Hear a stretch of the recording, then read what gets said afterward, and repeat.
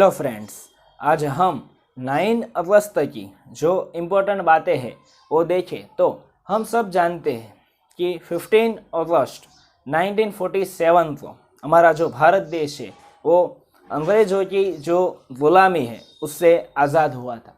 लेकिन ये आज़ादी हमें ऐसे ही नहीं मिली थी। ये आज़ादी के लिए हमारे क्रांतिकारियों ने अपनी शहीदी दी थी। हमारे नेताओं ने कई सारे आंदोलन किए थे, सत्याग्रह किए थे। उसके बाद जो आज़ादी है वो हमें मिली थी। और उन आंदोलनों में से भी कोई सबसे महत्वपूर्ण आंदोलन हो तो वो था क्वाइट इंडिया मूवमेंट। हिंद छोड़ो आंदोलन के नाम से भी हम इसे जानते हैं। हर साल ये जो दिन है 9 अगस्त, उसे क्वाइट इंडिया मूवमेंट डे जो है उसके नाम से जाना जाता है, क्योंकि ये हिंद छोड़ो आंदोलन की जो शुरुआत है वो इस दिन हुई थी। हमारी जो आज़ादी है, जो स्वतंत्रता है, उसका जो मूल्य है वो हमें कभी भी कम नहीं समझना चाहिए। और हमें ये जो आज़ादी मिली है, लेकिन उसके साथ साथ हमारे देश में जो कई सारी समस्याएं भी है, जैसे कि गरीबी, बेरोजगारी, पॉपुलेशन, आतंकवाद, इस समस्याओं से भी हमें जूझना है और हमारे देश को महासत्ता बनने की जो राह है वो दिखवानी। हम सब जानते हैं कि 135 करोड़ की पॉपुलेशन के साथ हमारा जो देश है वो सबसे ज़्यादा जो युवा धन है वो रखने वाला भी हमारा देश है। तो हम ऐसा क्या करें, हम जिस भी फील्ड में हो वहाँ पे हम बेस्ट काम करें। ऐसा नहीं है कि सिर्फ सैनिक जो सीमा पे होते हैं वही देश की सेवा करते हैं। आप जहाँ पे भी हो, जिस फील्ड में भी हो, वहाँ पे आप प्रामाणिकता से बहुत अच्छी तरह से काम करेंगे तो आप सही तरह से जो देश सेवा है वो कर रहे, ऐसा भी हम मान सकते हैं। फिर आज का जो दिन है उसका इतिहास में भी बड़ा महत्व है, क्योंकि दूसरा जो आज का दिन है वो है नागासाकी डे। 1945 में जब अमेरिका ने जापान के 2 शहर हिरोशिमा और नागासाकी पे परमाणु बम फेंके थे, और इस दिन नागासाकी में एक रिपोर्ट के अनुसार 65,000 से भी ज़्यादा लोगों की जो मृत्यु थी वो हुई थी। हम सब जानते हैं कि दुनिया के ज़्यादातर देशों के पास आज परमाणु बम अवेलेबल है। तो यदि दुनिया में थर्ड विश्व युद्ध होता है तो पूरी दुनिया थोड़ी ही सेकंडों में विनाश जो है वो भी हो सकता है। तो प्रथम विश्व युद्ध भी हमने देखा है, सेकंड विश्व युद्ध भी हमने जो है वो देखा है, लेकिन यदि थर्ड विश्व युद्ध होता है तो दुनिया में शायद कोई भी ना बच पाए। तो हमें समग्र विश्व में शांति ही जो है वो स्थापना कैसे हो उसके बारे में भी सोचना चाहिए। आज का तीसरा जो इम्पोर्टेंट डे है वो है day of the world's indigenous people. ये इंडिजीनियस पीपल मानी जो भी आदिवासी विस्तार के रहने वाले लोग हैं, उनका भी जो इम्पोर्टेंस है वो हमारे से कम नहीं है, ऐसा हमें समझना चाहिए और उन्हें इम्पोर्टेंट देना चाहिए। एक उदाहरण से आपको समझाने का प्रयत्न करूँ कि यदि दूध हो, दूध में हम काजू बादाम सब डालें तो दूध का जो टेस्ट है वो ज़्यादा बढ़ जाएगा।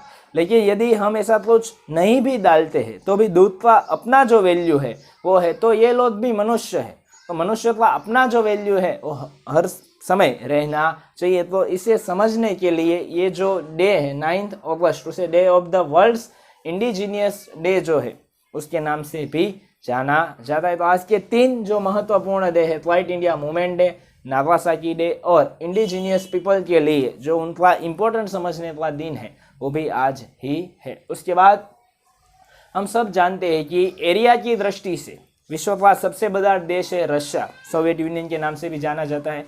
वस्ती की दृष्टि से बात करें तो दुनिया का सबसे बड़ा देश है चाइना।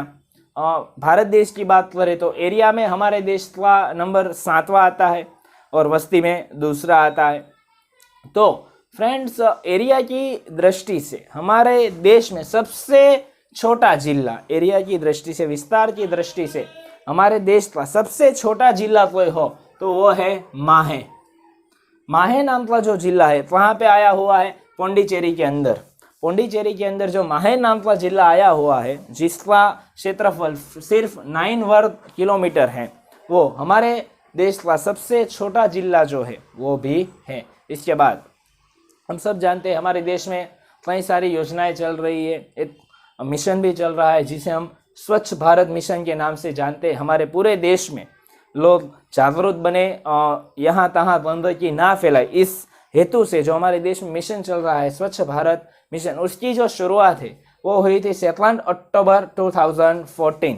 2014 7 अक्टूबर के दिन ये स्वच्छ भारत मिशन जो है इसकी शुरुआत हुई थी। और हमें अपने पैमाने पर जो भी हमसे बंद पड़ता हो वो हमें करना चाहिए, और हमारे देश को हमारा घर समझते जो स्वच्छता है वो जरूर से रखनी चाहिए। तो ये 3 दिन एरिया की बात, स्वच्छ भारत मिशन की बात हुई। और अब 9 अगस्त की जो दूसरी कुछ इंपॉर्टेंट बातें हैं उसकी ओर जाते हैं। चलिए फ्रेंड्स, आज की जो दूसरी कुछ इंपॉर्टेंट बातें हैं वो देखिए। तो हम सब 2 ईयर से जो ये कोरोना वायरस है उसके सामने लड़ रहे हैं, और उसके सामने कोई ऐसी आशा हो कि हम इसके सामने जीत जाएंगे तो है वैक्सीनेशन, रसीकरण।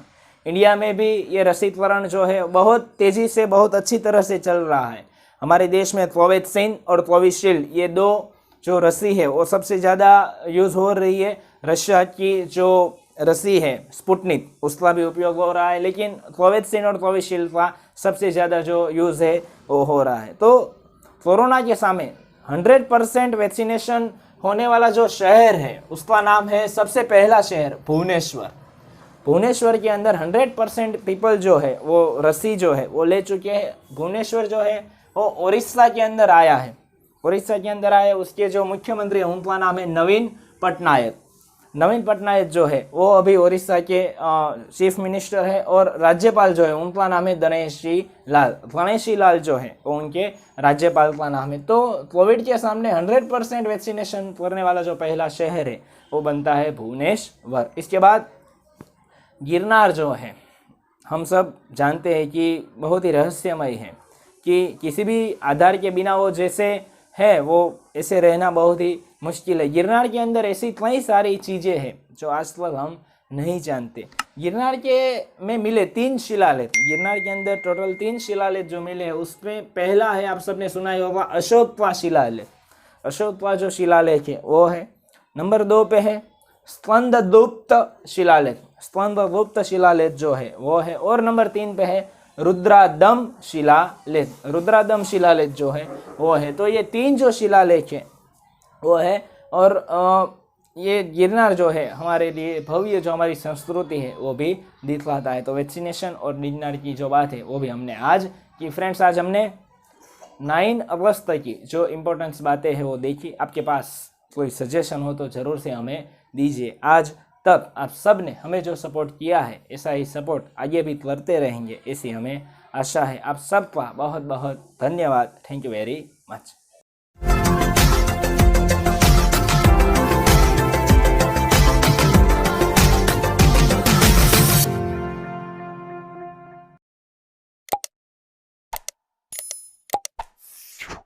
Mm-hmm.